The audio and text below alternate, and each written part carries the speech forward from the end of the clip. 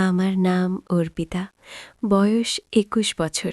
দেখতে বেশ সুন্দর এবং বয়সের তুলনায় একটু পরিণত মনে হয়। আমার মুখের গঠন আকর্ষণীয়, গায়ের রং উজ্জ্বল এবং শরীরের গঠন স্লিম নয়, বরং মাঝারি। আমরা গ্রামে থাকি, তাই অন্যান্য গ্রামের মেয়েদের মতো আমিও সাধারণত সালোয়ার কামিজ পরি। আমি শুধু দ্বাদশ শ্রেণী পর্যন্ত পড়াশোনা করেছি এবং তারপরে বাড়িতেই থাকি। বাইরে থেকে আমাকে খুবই সাধারণ এবং সরল মনে হতো। ভিতর থেকেও আমি অতটা চালাক বা চতুর ছিলাম না। তবে সত্যি বলতে সেদিনগুলোতে আমি নিজের সীমা অতিক্রম করেছিলাম। জীবন আমাকে এমন কিছু অভিজ্ঞতা দিয়েছিল যা ভাবনার বাইরে। আমি অনেক দিন আগে একটি অভিজ্ঞতার মুখোমুখি হয়েছিলাম, যা আমার মনে এখনও গভীর ছাপ রেখে গেছে। ঈশান ভাইয়ার সঙ্গে আমার পরিচয় এমন এক সময় হয়েছিল যখন আমার জীবনে অনেক একাকিত্ব ছিল। ওর সঙ্গে সময় কাটানো আমার কাছে খুব ভালো লাগত। ঈশান ভাইয়া সবসময় আমার প্রতি খুব যত্নশীল ছিল, আর তার উপস্থিতি আমার মনকে হালকা করে তুলত। প্রথম দিকে যখন ওর সাথে সময় কাটাতাম, তখন শরীরে যেন একটু বাড়তি চাপ অনুভব করতাম। মনে হতো যেন একটু বিশ্রামের দরকার। কিন্তু ধীরে ধীরে সব কিছু স্বাভাবিক হয়ে আসতে লাগল। সময়ের সঙ্গে সঙ্গে আমাদের মধ্যে এমন একটি রুটিন তৈরি হয়ে গেল যে সুযোগ পেলেই আমরা একসঙ্গে সময় কাটানোর জন্য উন্মুখ হয়ে থাকতাম। তবে বাড়িতে অন্য কেউ থাকলে আমাদের একটু ভয় লাগত যদি কেউ দেখে ফেলে, কিন্তু কেউ আমাদের সম্পর্কে কিছু সন্দেহ করত না, কারণ ঈশান ভাইয়া সবসময় আমাকে দিদি বলে ডাকত। আসলে আমি বয়সে তার থেকে ১-২ বছরের বড় ছিলাম। তাছাড়া তখন শীতকাল ছিল, তাই সবাই ঘরে নিজেদের কাজে ব্যস্ত থাকত। আর ঈশান আমার মামাতো ভাই। রাতে সবাই নিজ নিজ ঘরে ঘুমাতে চলে গিয়েছিল। আমি এবং ঈশান ভাই আলাদা ঘরে ঘুমাতাম। একদিন রাতে দরজা বন্ধ করে ঘুমানোর পর হঠাৎ একটি ঘটনা ঘটে, যা আমার জীবনে ভিন্ন একটি অভিজ্ঞতা এনে দিয়েছিল। তখন আমাদের বাড়ির এক সদস্য, আমার মামি, অনেক বেশি অসুস্থ হয়ে পড়েছিলেন। সেই কারণে আম্মু এবং আমি তাকে দেখতে তাদের বাড়িতে যাই। আমাদের নিয়ে আসার জন্য ঈশান ভাই গাড়ি নিয়ে এসেছিল। প্রথমেই সে এসে আম্মুর পা ছুঁয়ে সালাম করেন। তারপর আমাকে দেখে অবাক হয়ে বললেন, আপনি তো অনেক বড় হয়ে গেছেন। গাড়িতে করে আমরা বাসায় ফিরছিলাম। তখন সন্ধ্যা ৭টা বাজে। আমরা দেরি করেই রওনা দিয়েছিলাম, তাই সময় লেগেছিল। বাড়ি পৌঁছে দেখি মামা রান্না করছেন আর মামি বিছানায় শুয়ে আছেন। আম্মু রান্নাঘরে ঢুকে মামাকে বকতে লাগলেন। যখন এত সমস্যা ছিল, তখন আমাকে আগেই জানালে ভালো হতো। এত কষ্ট করার কি দরকার ছিল? আম্মু রান্না করতে লাগলেন, আর আমি মামকে দেখে তার পাশে বসে পড়লাম। মামিও আমাকে দেখে বেশ খুশি হলেন, কিন্তু তার শারীরিক অবস্থা খুবই খারাপ ছিল। কিছুক্ষণ পর আম্মু মামিকে খাবার দিলেন এবং নিজ হাতে তাকে খাইয়ে দিলেন। ততক্ষণে ঈশান ভাই আমাকে ডাকলেন। আমি তার দিকে তাকিয়ে জানতে চাইলাম, কি হয়েছে? ঈশান ভাই আমাকে তার কথাগুলো শোনানোর জন্য অপেক্ষা করছিলেন, যা পরবর্তীতে আমাকে একটি নতুন অভিজ্ঞতার মুখোমুখি করেছিল। রাতে খাওয়ার জন্য যখন আমি ঘরে ঢুকি, তখন ঈশান ভাই খাবার খাচ্ছিলেন। আমাকে দেখেই সে বলল, দিদি চলে আসুন, খাবার খান। আমি বললাম, না ভাইয়া, আপনি আগে খান, আমি পরে খাব। কিন্তু সে আমাকে জোর করেই বসালেন। আমিও খুব ক্ষুধার্ত ছিলাম, তাই বেশি আপত্তি করলাম না। আমরা মজা করে একসঙ্গে খাবার খেয়ে নিলাম, কারণ আমরা আসার সময় চিকেন নিয়ে এসেছিলাম। খাওয়া শেষ হওয়ার পর আমি আম্মুর ঘরে ঘুমাতে যাওয়ার জন্য রওনা দিলাম। তখন ঈশান ভাই বললেন, দিদি যদি কিছু মনে না করেন তবে এখানে আমার ঘরেই ঘুমান না? আমি একটু অবাক হয়ে বললাম, না ভাইয়া, আমি আম্মুর কাছেই ঘুমাব। কিন্তু সে বারবার অনুরোধ করতে থাকল। শেষে আমি বললাম, ঠিক আছে, এখানে থাকব, কিন্তু আগে আম্মুকে জানিয়ে আসি। ঈশান ভাই আম্মুকে গিয়ে জানালেন যে আমি তার ঘরে থাকছি। এদিকে আমি আমার সালোয়ার কামিজ বদলে ঈশান ভাইয়ের দেওয়া লোয়ার আর টি শার্ট পরে নিলাম, কারণ আমার পোশাকটা একটু বেশি টাইট ছিল। আমাকে সেই পোশাকে দেখে ঈশান ভাই হেসে বললেন, দিদি, আপনাকে এই পোশাকেও অসাধারণ লাগছে। তুমি এত সুন্দর কেন? আমি তাকে কিছু বললাম না, শুধু হেসে কথা ঘুরিয়ে দিলাম। এরপর আমি চাদর গায়ে দিয়ে বিছানায় বসে পড়লাম, আর ঈশান ভাই নিজের চারপাইতে শোয়ার ব্যবস্থা করতে লাগলেন। তখন আমি বললাম, ভাইজান, বিছানাতেই ঘুমিয়ে পড়ুন, এখানে অনেক জায়গা রয়েছে। খাওয়া দাওয়ার পর ঈশান ভাইও চাদরের মধ্যে এসে বসে পড়লেন। ঈশান ভাই ছিলেন খুবই হাসি খুশি এবং মজার মানুষ। তিনি মজার মজার কথা বলে আমাকে অনেকক্ষণ হাসালেন। কথা বলতে বলতে কখন যে রাত 11টা বেজে গেল এবং কখন যে আমি ঘুমিয়ে পড়লাম বুঝতেই পারিনি। সকালে ঘুম ভেঙে দেখি ঈশান ভাই আমার চুল নিয়ে খেলা করছেন। আমাকে দেখে তিনি হাসি মুখে বললেন, গুড মর্নিং দিদি, ঘুম কেমন হলো? আমি হাসতে হাসতে বললাম, খুব ভালো হয়েছে ভাইয়া। তারপর আমরা দুজন চাদরের মধ্যে বসে চা খেতে শুরু করলাম। সেই সময় আম্মু আমাদের জন্য গরম গরম চা নিয়ে এসেছিলেন। সকালটা খুবই ঠান্ডা ছিল, তাই চাদরের মধ্যেই চা খাওয়া হলো। ঈশান ভাই তখন বারবার আমার দিকে তাকাচ্ছিলেন। আমি হাসি মুখে জিজ্ঞেস করলাম, কি ভাইয়া, এমন করে তাকিয়ে আছেন কেন?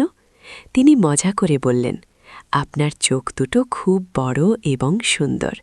সত্যি বলতে দিদি, আপনার চোখের দিকে তাকালে মন ভালো হয়ে যায়। আমি মজা করে তাকে জিজ্ঞেস করলাম, সকালে আমি যখন ঘুমিয়েছিলাম তখন তুমি কি করছিলে? তিনি একটু হেসে বললেন, কিছু না দিদি, আপনার চুল ঠিক করছিলাম। ঈশান ভাই দেখতে বেশ সুদর্শন ছিলেন। তার মুখে তখনও দাড়ি গোঁফ আসেনি। তার ত্বক খুবই পরিষ্কার ছিল এবং আমার চেয়ে সামান্য কম লম্বা ছিলেন। তার এমন কিছু আচরণ মাঝে মাঝে আমাকে একটু অবাক করত। সকালটা বেশ ব্যস্ততার মধ্যে শুরু হয়েছিল। আম্মু ঘরের কাজকর্ম নিয়ে ব্যস্ত ছিলেন, আর মামা কাজের জন্য তৈরি হচ্ছিলেন। আমি আম্মুর কাজে সাহায্য করতে লাগলাম। এর মধ্যেই মামা খাওয়ার প্যাকেট নিয়ে কাজে বেরিয়ে গেলেন। আমার সকালে স্নান করার অভ্যাস অনেক দিনের, তাই প্রতিদিনের মতো আমি স্নান করতে বাথরুমের দিকে যাচ্ছিলাম। কিন্তু আমি জানতাম না যে ঈশান ভাইও এই সময় স্নান করেন। বাথরুমের দরজা খোলার সঙ্গে সঙ্গে আমি লজ্জায় লাল হয়ে গেলাম এবং দ্রুত নিজের ঘরে ফিরে এলাম। ঈশান ভাই তখন স্নানে ব্যস্ত ছিলেন। তার মুখে সাবান ছিল এবং তিনি আমাকে দেখতেও পাননি। কিন্তু আমি এতটাই লজ্জা পেয়ে গিয়েছিলাম যে সেই দৃশ্য বারবার আমার মনে ভেসে উঠছিল। আমি ঘরে বসে নিজের মতো করে কিছু একটা ভাবছিলাম আর একা একাই হাসছিলাম। ঠিক তখনই ঈশান ভাই স্নান সেরে ঘরে এলেন। আমাকে একা একা হাসতে দেখে তিনি মজা করে বললেন, কি হলো দিদি, আজ তো বেশ খুশি লাগছে।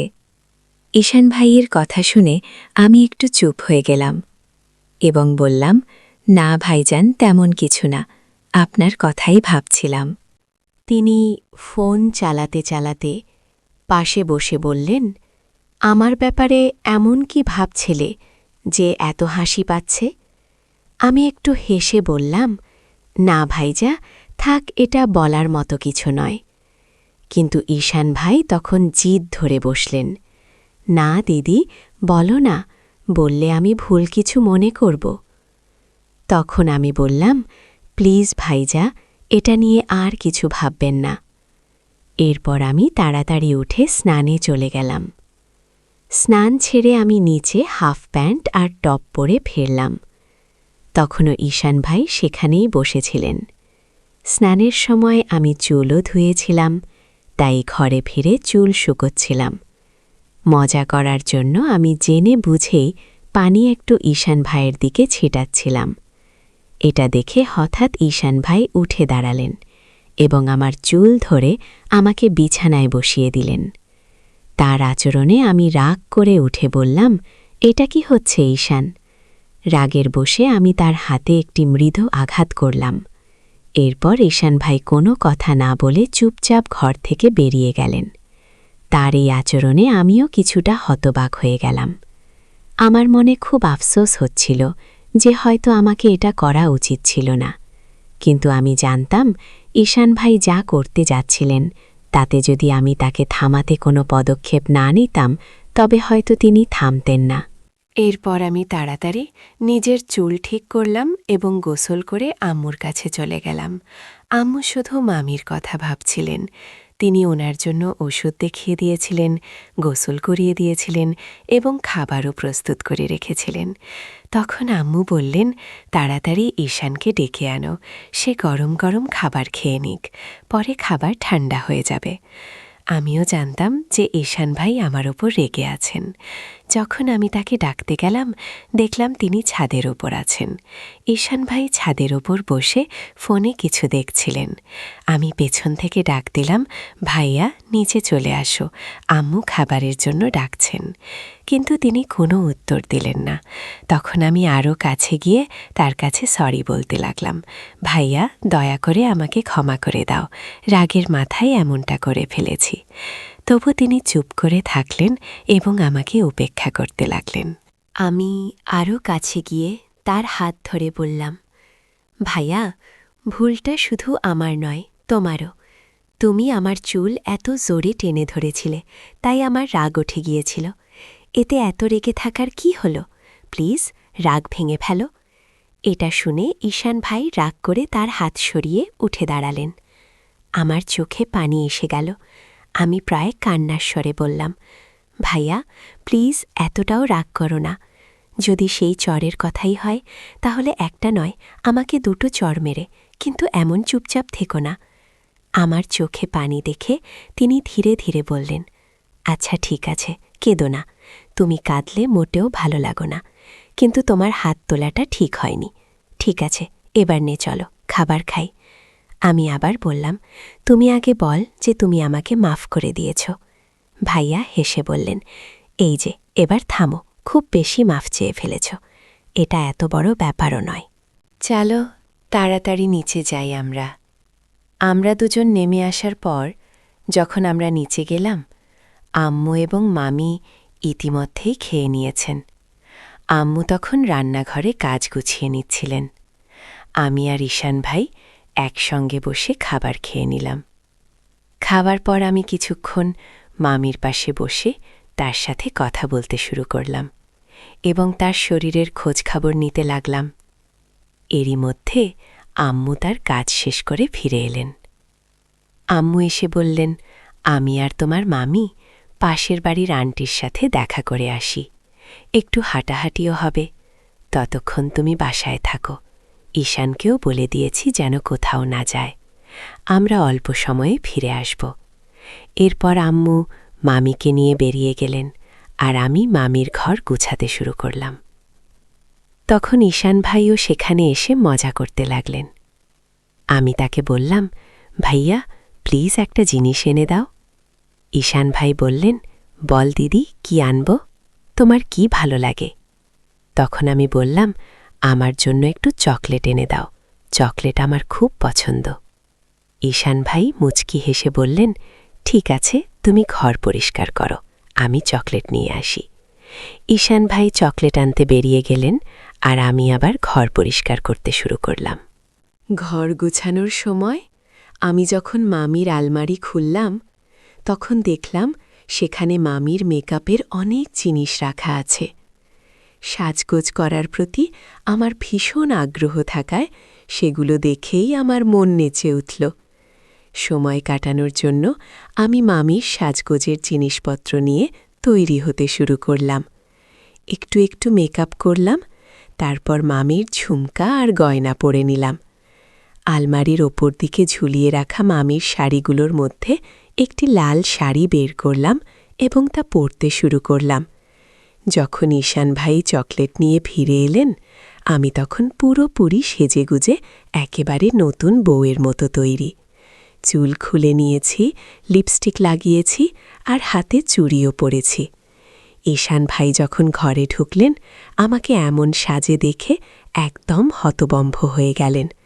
তার মুখ থেকে শুধু বের হলো, দিদি, তুমি তো অসাধারণ দেখাচ্ছ। আমি তার কাছ থেকে চকলেট নিয়ে বিছানায় বসে খেতে শুরু করলাম। ঈশান ভাইও পাশে বসে গেলেন, আর তার চোখ আমার ওপর থেকে সরছিল না। তখন আমি বললাম, ভাইয়া, এত তাকিয়ে থেকো না, এতে আমি অস্বস্তি বোধ করছি। ঈশান ভাই হেসে বললেন, কি করব দিদি, তোমার উপর থেকে চোখ সরানোর মনেই হচ্ছে না।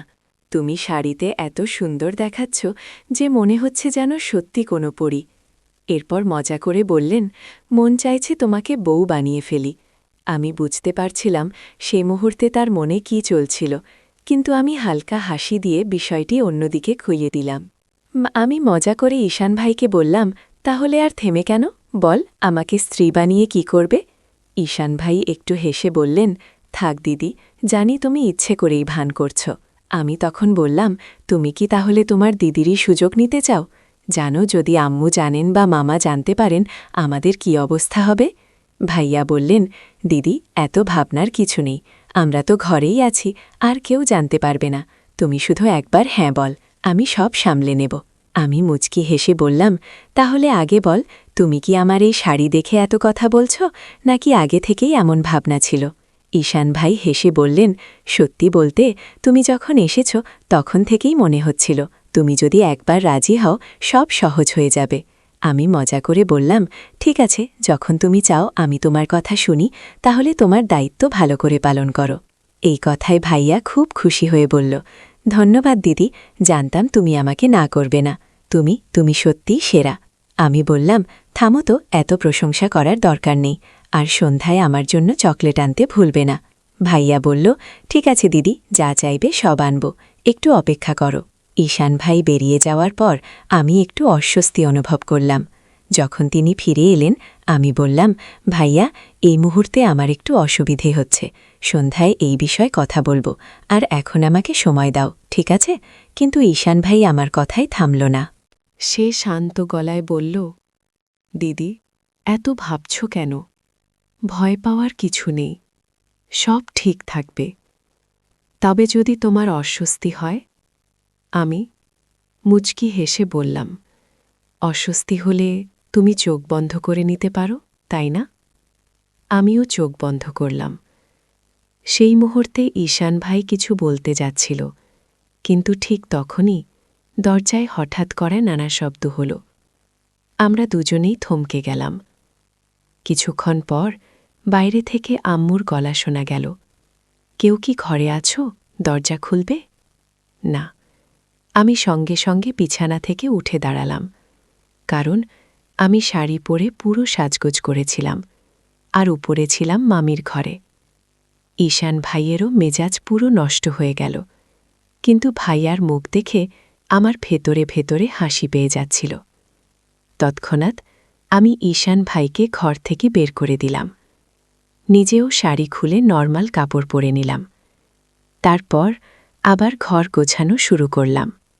এদিকে আম্মুজান মামিকে বারান্দায় বসিয়ে রেখে সোজা রান্নাঘরে গিয়ে চা বানাতে ব্যস্ত হয়ে গেলেন। আমি তাড়াতাড়ি ঘর ঝাড়ু দিতে শুরু করলাম। পরে আমরা সবাই মিলে চা খেতে বসলাম। চা খাওয়ার পর আম্মুজান কাজে মন দিলেন, আর মাম বারান্দায় শুয়ে রইলেন। আমি সময় কাটানোর জন্য আম্মুকে কাজে সাহায্য করতে লাগলাম। কিছুক্ষণ পর খেয়াল করলাম ঈশান ভাই কোথাও নেই। খুঁজতে গিয়ে দেখলাম তিনি বাথরুম থেকে বেরিয়ে হাত ধুয়েছেন, তবে তার মুখ দেখে বোঝা যাচ্ছিল যে এখনও মেজাজ ভালো হয়নি। তাকে দেখে আমি আর হাসি চেপে রাখতে পারলাম না। হেসে বললাম, কি হলো, এত মুখ গোমরা করে আছো কেন? আমি মজা করে বললাম, ভাইয়া, তুমি এমন কেন? ঈশান ভাই হাসতে হাসতে বলল, জেগে তুমি আমার জায়গায় থাকতে তাহলে তুমিও এমনি করতে, তুমি মেয়ে বলেই এত কথা বলতে পারছ। আমি হেসে বললাম, ঠিক আছে ভাইয়া, শুধু একটু অপেক্ষা করো, রাত হলে তো কেউ ডিস্টার্ব করবে না। ঈশান ভাই বলল, দিদি, সমস্যা তো এই রাতের অপেক্ষাতেই, প্রতিটা মিনিট ঘণ্টার মতো লাগছে। ঠিক তখনই আম্মুজান ডাক দিলেন, তোমাদের ভাই বোনের গল্পগুজব শেষ হলে একটু এসে কাজে হাত লাগাও। আম্মুর আর যাওয়ার সময় ঈশান ভাইকে মজা করে বললাম, ভাইয়া তোমার প্রমিস মনে রেখো, চকলেট না পেলে আমিও কিছু দেব না। তারপর আমি রান্নাঘরে চলে গেলাম। এতক্ষণে মামাজান কাজ থেকে ফিরে এসেছেন। আমি তাকে খাবার দিয়ে দিলাম।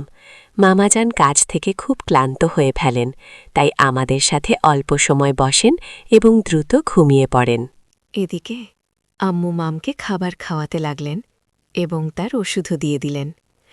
আমি নিজের খাবার খেয়ে নিলাম এবং সময় কাটানোর জন্য আম্মুর ফোন দেখতে শুরু করলাম। শীতকাল হওয়ায় আমরা তাড়াতাড়ি বিছানায় চলে যাই। মামি ওষুধ খেয়ে বিশ্রাম নিতে চলে গেলেন, আর আম্মু জানরাই গায়ে বসে কাজ করতে লাগলেন। আমি মামের ঘরে বসে ফোনে ব্যস্ত ছিলাম। এতটাই ডুবেছিলাম যে খেয়ালই করিনি কখন ঈশান ভাই খাবার খেয়ে নিজের ঘরে চলে গেছেন এবং আমার জন্য অপেক্ষা করছেন। আমি প্রতিদিনের মতো সিরিয়াল দেখতে ব্যস্ত ছিলাম। অনেকক্ষণ ধরে আমি না যাওয়ায় ঈশান ভাই নিজেই আমাকে ডাকতে এলেন। ঘরে ঢুকে ভাই বললেন, দিদি আসো, আমি অনেকক্ষণ ধরে তোমার জন্য অপেক্ষা করছি। তখন আম্মু জান বললেন, কোনো সমস্যা নেই, যদি তুমি একা ঘুমাতে চাও তবে ঘুমাও, তোমার দিদি আমার সাথে শুয়ে পড়বে। আম্মুর মুখে এমন কথা শোনা মাত্রই ভাই দ্রুত বলে উঠল, না না, আমরা তো খেলতে খেলতে ঘুমিয়ে যাব, তাছাড়া কিছুদিন পরেই তো আপনারা চলে যাবেন, আর না জানি কবে দেখা হবে, আর কবেই বা দিদির সাথে খেলা করতে পারব। আমি আম্মুকে আশ্বস্ত করে বললাম, না আম্মু, আমরা ভাইয়ার কাছেই শোব। এরপর আম্মুজান বললেন, ঠিক আছে, যেমন ইচ্ছা তোমাদের, এবং আমরা ঘরে চলে এলাম। ঘরে ঢুকেই ঈশান ভাই তাড়াতাড়ি দরজা বন্ধ করে দিলেন। আমি বুঝতে পারছিলাম যে ভাইয়া আর ধৈর্য রাখতে পারছেন না, কিন্তু তখনও আম্মুজান এবং মাম জেগেছিলেন। তাই আমি বললাম, ভাইয়া একটু ধৈর্য ধরো, সবাই ঘুমিয়ে পড়ুক, যদি কেউ আমার আওয়াজ শুনে ফেলে তাহলে বিপদ হবে। ভাইয়া বললেন, দিদি আর একটুও শুনতে চাইরা। ঠিক তখনই আমার মনে হলো চকলেটের কথা। আমি বললাম, ঠিক আছে ভাইয়া, কিন্তু আগে আমার চকলেটটা দাও। তখনই ভাইয়া পকেট থেকে চকলেট বের করে দিলেন। আমি চকলেট নিয়ে খেতে শুরু করলাম, আর ভাইয়া পারফিউম স্প্রে করতে লাগলেন। শুরুর দিকে আমি মজা করার জন্য কিছুটা ভাব নিচ্ছিলাম, এতে আমাদের মধ্যে মিথ্যে মজার ঝগড়া শুরু হয়ে গেল। আমরা বিছানায় মজা করতে করতে লাফালাফি শুরু করি, কারণ আমাদের বয়সটা এখনও ছোট বাচ্চাদের মতোই ছিল। ঠিক তখনই আম্মুজান চিৎকার করে বললেন, অর্পিতা, অনেক খেলা হয়েছে, এবার ঘুমিয়ে পড়ো, কারণ বিছানার শব্দ তাদের ঘর পর্যন্ত পৌঁছেছিল। তখন ঈশান ভাই নিচে মাটিতে বিছানা পেতে নিলেন, যাতে শব্দ বন্ধ হয়।